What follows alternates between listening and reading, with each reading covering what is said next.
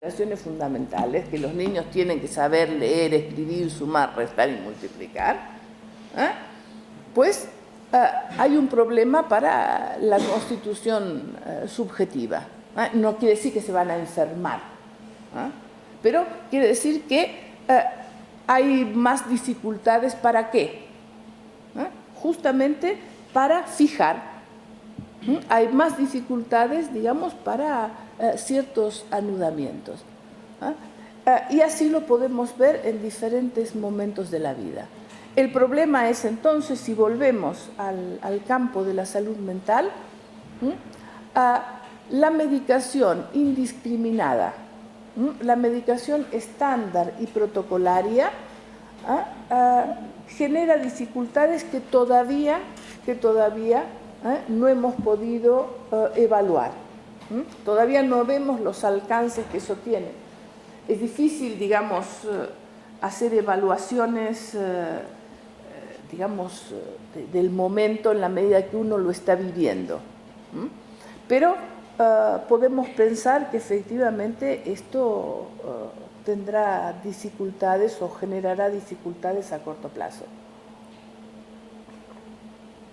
Pensemos simplemente el tema de los antidepresivos, la medicalización masiva de los antidepresivos, que se da para todo. Quiere dejar de fumar, quiere adelgazar, quiere no sé qué, se da los antidepresivos.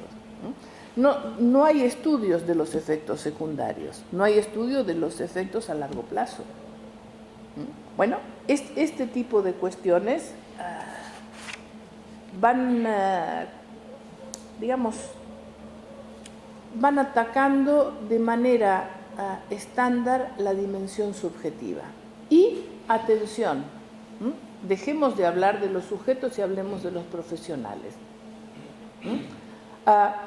Toda esta problemática actual, digamos, del trabajo estandarizado en las distintas profesiones, lleva a la cronificación de los profesionales. ¿Por qué? Porque es bastante diferente decir, muy bien, aquí el sujeto viene, trae un síntoma, tiene una dificultad, como lo querráis llamar. Vamos a investigar cuál es su funcionamiento, qué pasa con esto. Entonces el profesional pone siempre en primer plano el no saber y tiene que efectivamente trabajarlo. No nos importa qué le pasa al sujeto, lo que nos importa es que está deprimido. Entonces le damos tal cosa. Hay temas que no se pueden entender, insisto, porque al clausurarse la dimensión del sujeto, al clausurarse la dimensión del síntoma, se ha clausurado también la dimensión del inconsciente. Pensemos, por ejemplo, un problema de actualidad, un síntoma social actual. El tema de la violencia de género. Es decir, es un tema realmente muy complejo, donde las situaciones están planteadas en términos de víctima y de victimario. A nivel jurídico es así y tiene que ser así. Nadie tiene derecho a golpear a nadie y hay víctima y agresor. Pero si nosotros queremos trabajar en otros campos sobre esta cuestión y no podemos entender el funcionamiento de la pareja síntoma, realmente no vamos a poder hacer nada e incluso podemos llegar a producir pasajes al acto por las medidas que tomamos. ¿Esto qué quiere decir? No, por supuesto, como dicen algunos jueces, bueno, si ha pasado eso es porque eso lo ha buscado. No tiene que ver con esa cosa safia. Sino realmente, es decir, que el funcionamiento, lo que mantiene anudada una pareja, es algo del orden de lo sintomático, complejo, y que a veces justamente cuando se desequilibra ese funcionamiento, aparecen situaciones complejas y difíciles. ¿Qué problemas hay con los recursos? ¿Por qué no alcanzan a funcionar como se pensaría? porque no es un tema de la educación. Digamos, la educación puede dar pautas generales y está muy bien que lo haga. Es decir, como la educación puede dar pautas generales sobre cuestiones de la sexualidad y está bien que lo haga. Ya Freud decía, no hay ningún problema con la ilustración sexual, la llamaba en su época, ¿no? La educación sexual. Está muy bien darla. Pero nosotros no sabemos, ni el mismo sujeto sabe cuál va a ser su posición ante el encuentro sexual. Porque es algo de una verdadera experiencia donde se van a anudar determinadas cuestiones. Los centros que trabajan con mujeres que han sufrido este tipo de violencia, ¿cuál es el problema que tienen? La reincidencia. Y esto no se puede explicar. Bueno, son temas que realmente deberían poder tratarse de otra manera, al menos abrir esta temática y poder entender. Aquí sí tenemos la idea de síntoma y de pareja síntoma. Esto podría realmente ayudar mucho y evitar verdaderamente muchos pasajes al acto. Pero, digamos, hay esta idea de que finalmente todo sería educable. Es decir, todos estos campos trabajan mayoritariamente, no digo algunos profesionales, trabajan mayoritariamente con la idea del sujeto del conocimiento, es decir, con la idea del sujeto de la conciencia. Los que tenéis formación filosófica sabéis que esta idea del sujeto de conocimiento ha sido rebatida hace muchísimos años. El cognitivismo, por ejemplo, tan en boga en la actualidad, está montado sobre esa vieja historia filosófica del sujeto del conocimiento, desmontada hace ya no sé cuántos años.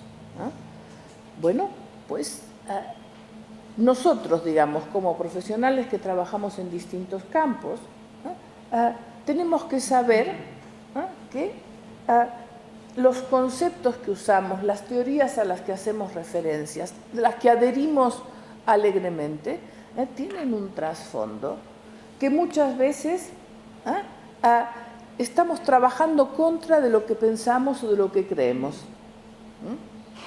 Entonces, este tipo de cuestiones no son sin consecuencias, no solamente para los sujetos con los que trabajamos, sino para nosotros mismos.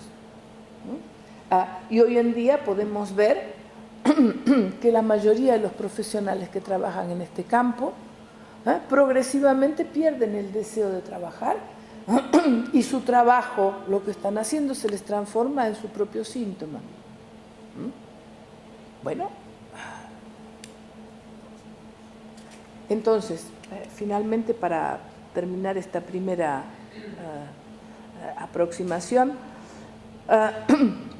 quiero comentarles un pequeño ejemplo de un caso de un adolescente, que lo he comentado ya en otra ocasión, pero que me parece particularmente claro para mostrar estas cuestiones. Es un chico que en ese momento era muy buen alumno, pero que comienza a evitar de manera sistemática una parcela del conocimiento vinculada a la biología,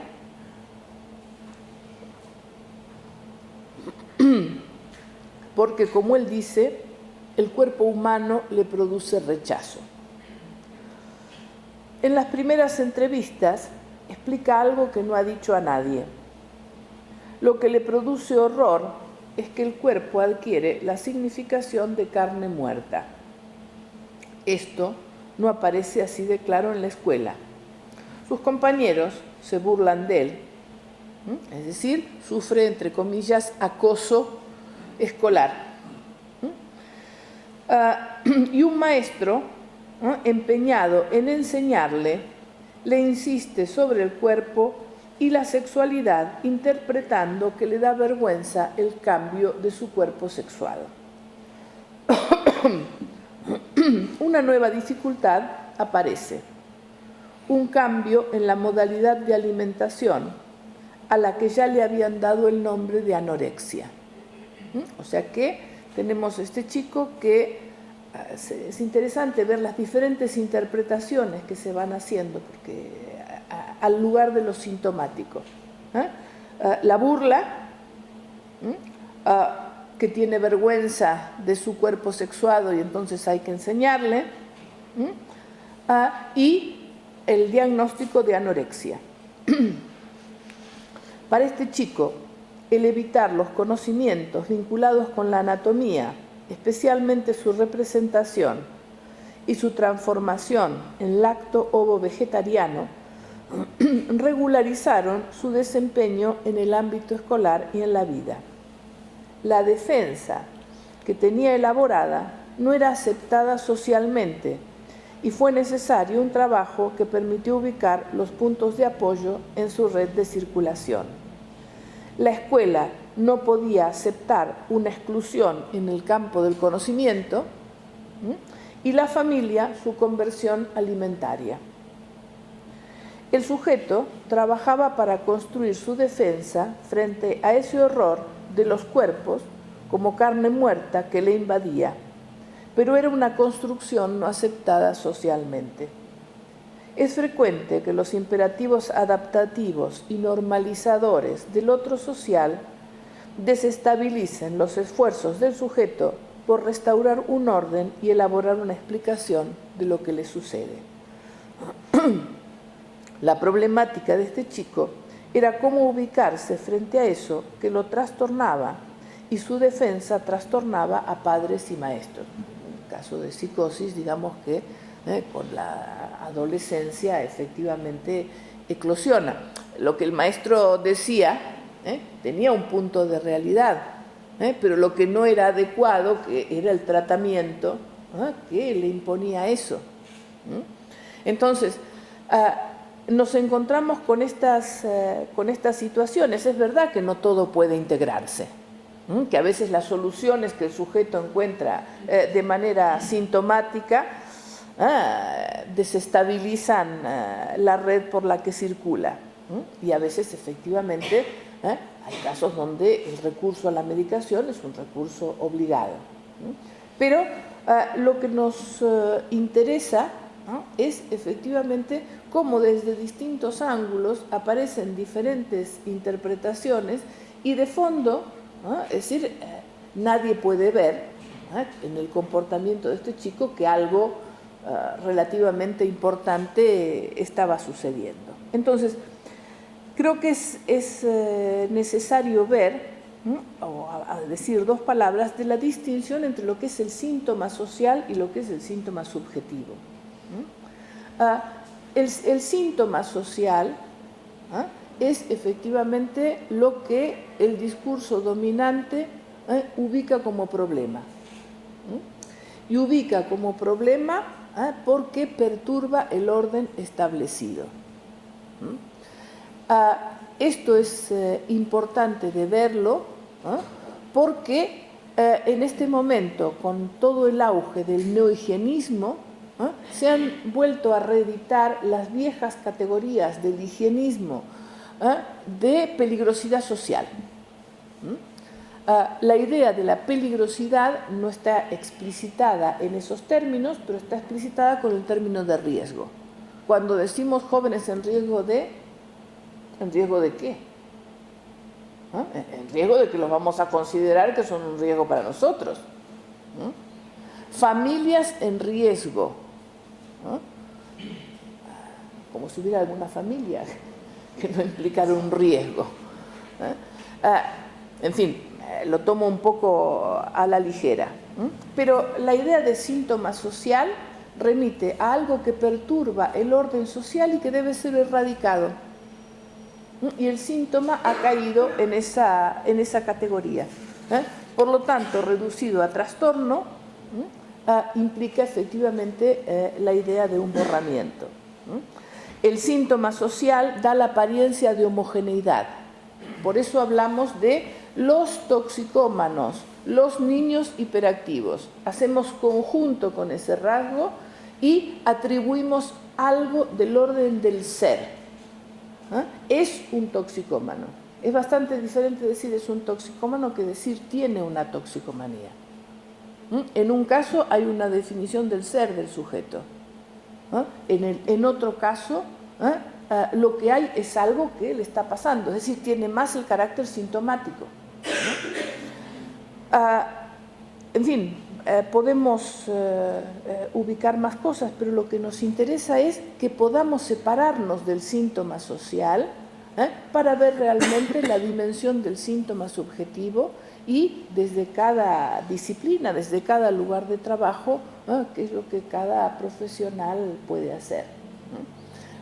Seguro que no es la dimensión, digamos, del esta dupla problema-solución es muy peligrosa.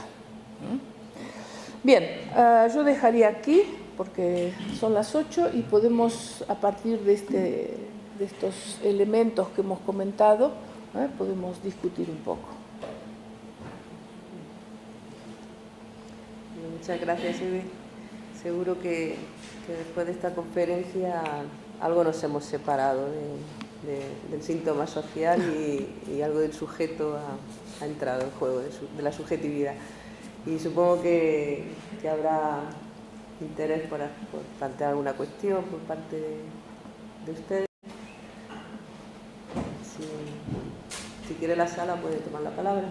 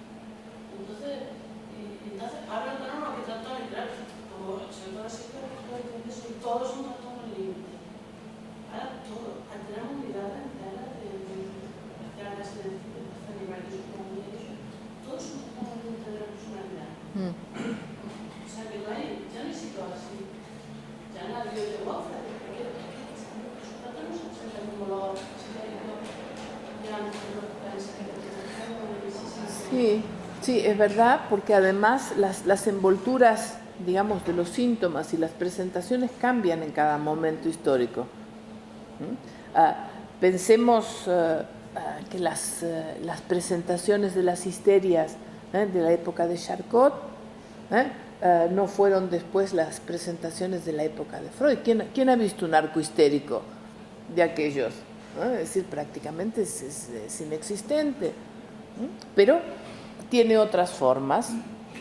Esto no quiere decir que los síntomas sean sociales y que si modificamos lo social se modifica el síntoma, sino que las formas de presentación son las que se modifican.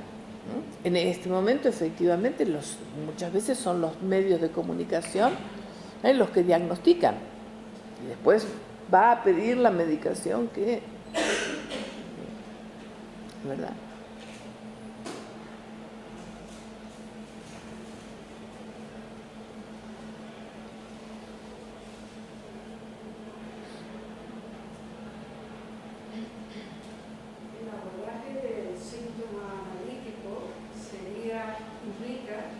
Descifrar el sentido.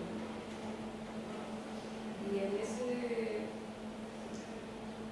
descifrar, habría otra implicación de lo real en el síntoma y sería como dos actuaciones distintas. A ver, en el síntoma analítico una parte es el desciframiento. En realidad, originariamente, el síntoma, no, lo dice Lacan en el seminario La Angustia, el síntoma no llama. El síntoma no es un mensaje. Lacan lo planteó al inicio, pero después señaló muy claramente que el síntoma no es un mensaje, que es justamente el dispositivo analítico el que intenta transformar el síntoma en mensaje, es decir, para introducir la idea de que puede ser descifrado. Es la dimensión del sujeto supuesto saber en la transferencia. Pero lo que es interesante es que no hay desciframiento último, que un análisis no termina en un desciframiento último. Porque esta idea de síntoma a la que yo hacía referencia, digamos como lo que anuda al sujeto, como lo que le define una forma de ser, eso está hecho, está armado, eso no se descifra. Eso, en realidad, podemos decir entre comillas, el sujeto aprende a hacer con eso de otra manera.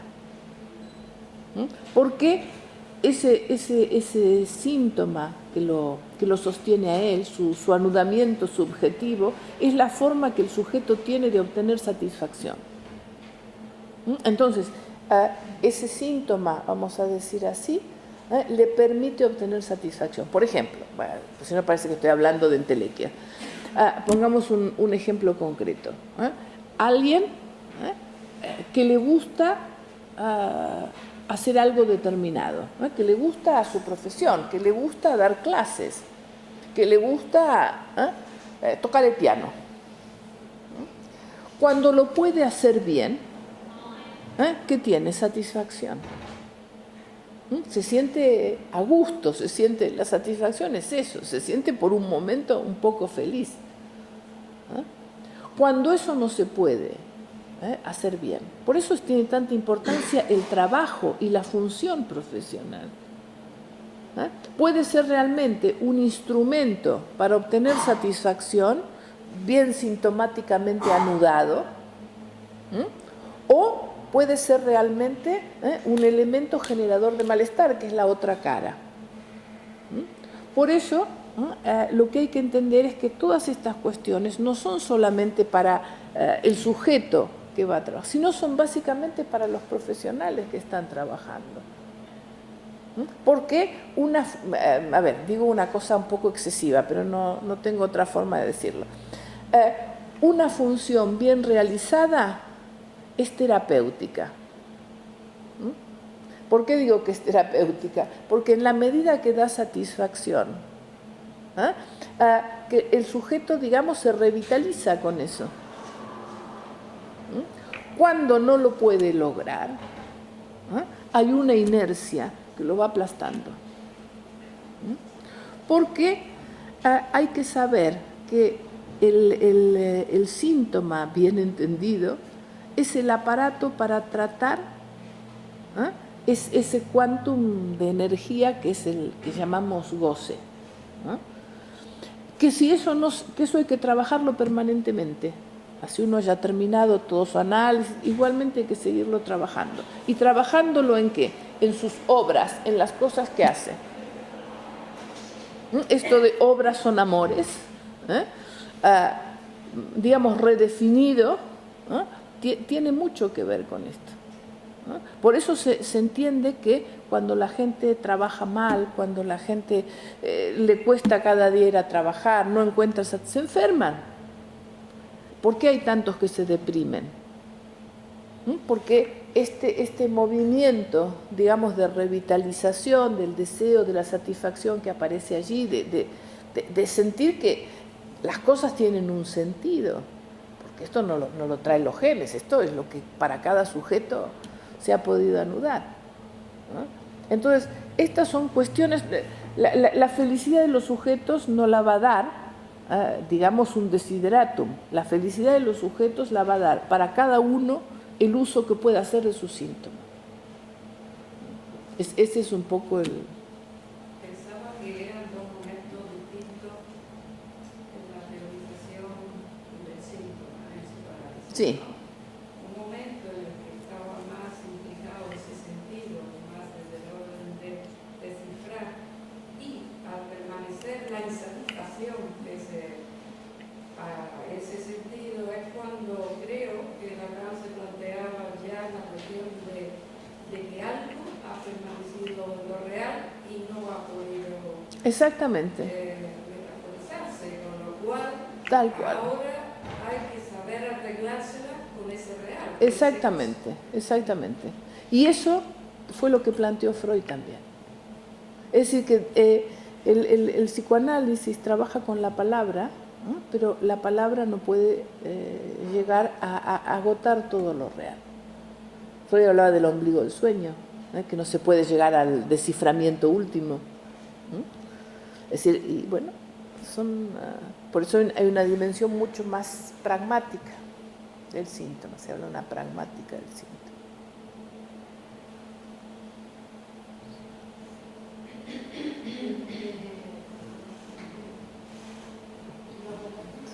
No. Al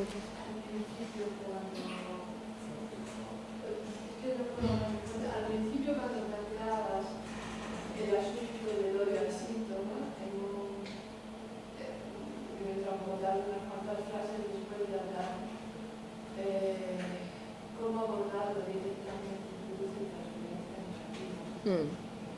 Entonces, precisamente esta falta de transferencia entre el profesor, el alumno, el profesional de la salud, este intento de tocar el síntoma que varía del protocolo, que lleva a la pérdida de la subjetividad y que lleva a la pérdida del borramiento del inconsciente. Es cierto que el inconsciente tiene su falta también en la transferencia. Sí. No es posible hacer eso. Y no sé, me imaginaba, según lo planteabas, como cada vez más sujetos aislados, sin transferencia. Lo que los une es un protocolo. Un protocolo que los humaniza. Exactamente, hasta los políticos se han olvidado de que la transferencia existe y que, digamos, tienen que hablar a la gente y tienen que... y se quedan especularizados entre ellos y se olvidan de que la transferencia existe en todos lados. Siempre que hay relación con el otro hay transferencia. Y esos profesionales que ahora comentabas que trabajan mal, se enferman, y gente que realmente quiere trabajar bien, pero se enferman también debido a este aislamiento, de no poder producir, de que no se da la condición también para producir un mínimo de transferencia, en esa soledad, ¿no? Porque el protocolo aísla. Sí, sí. Aislado y es una duda terrible de que se le ha escapado algo fundamental. Sí, pero... Y al final el borramiento de eso para... Sí, pero la cuestión fundamental es que los profesionales mismos sepan que la única forma de salir de esas cuestiones es realmente la conversación con otros. Es la transferencia de trabajo, es dirigirse a otro y trabajar con él. Esa es la... Sí, porque también es raro.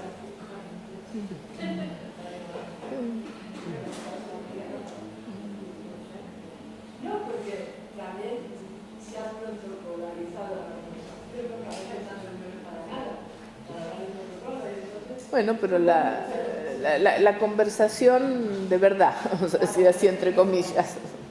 Hay que reinventarlo. Sí, usted ha hablado del síntoma patológico y el síntoma también.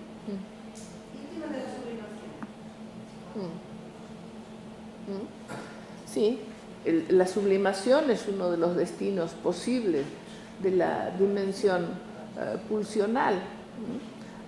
Todos en cierta medida tenemos pequeñas cosas sublimatorias sin duda, pero el tema de la sublimación es un tema fundamental.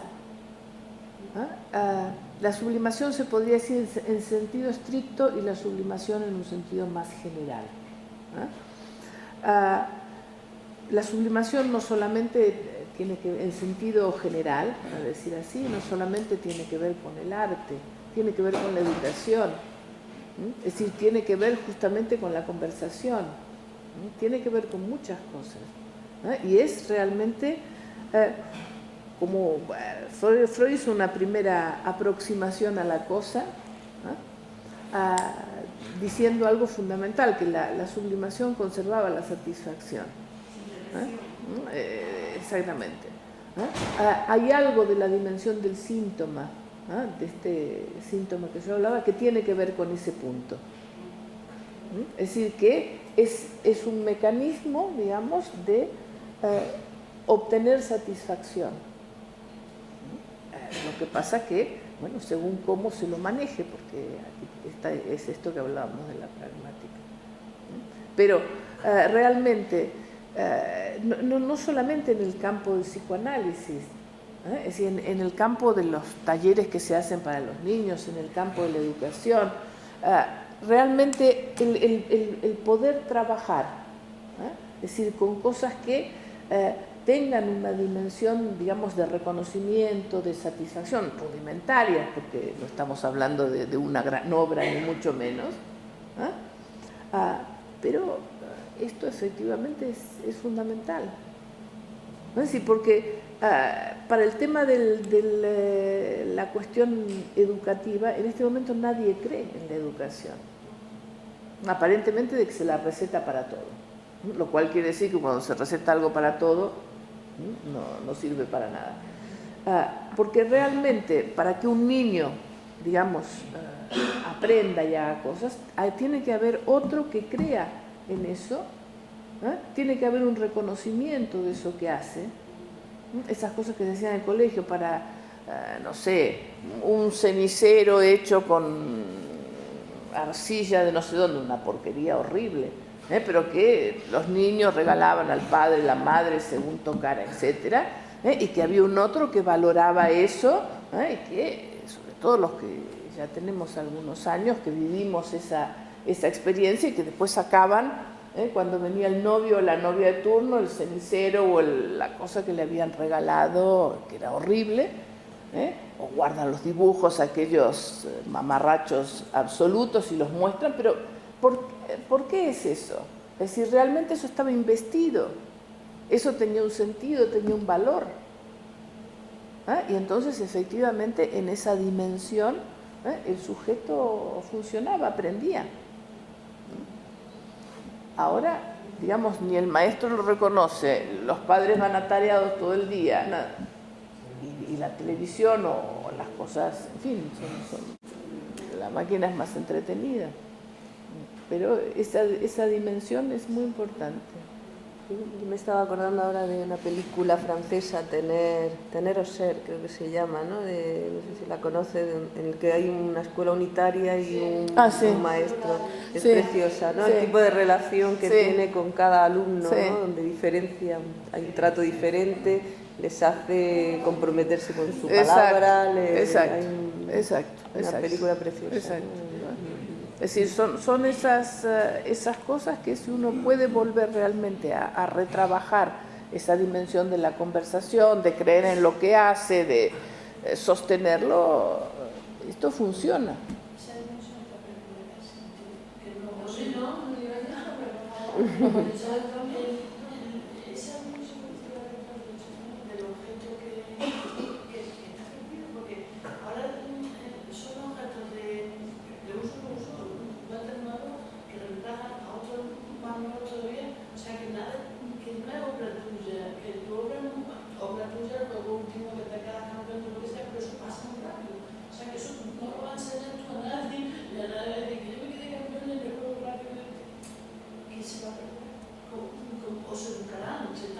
Hay que ver con los elementos de época, digamos, cómo redefinir eso en cada momento, ¿no?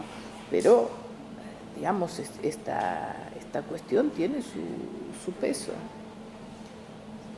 Es decir, si el otro no acoge lo del sujeto, sea educativamente, sea analíticamente, sea, la cuestión no funciona. Y si pensamos que es una cuestión de época, de alguna manera también nos estamos escaqueando de nuestra responsabilidad, ¿no? Que también cada uno tendrá que hacer.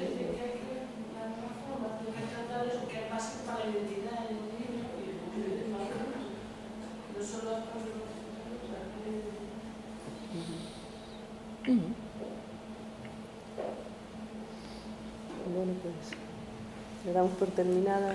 Muy bien. Ya, pues muchas gracias. A vosotros.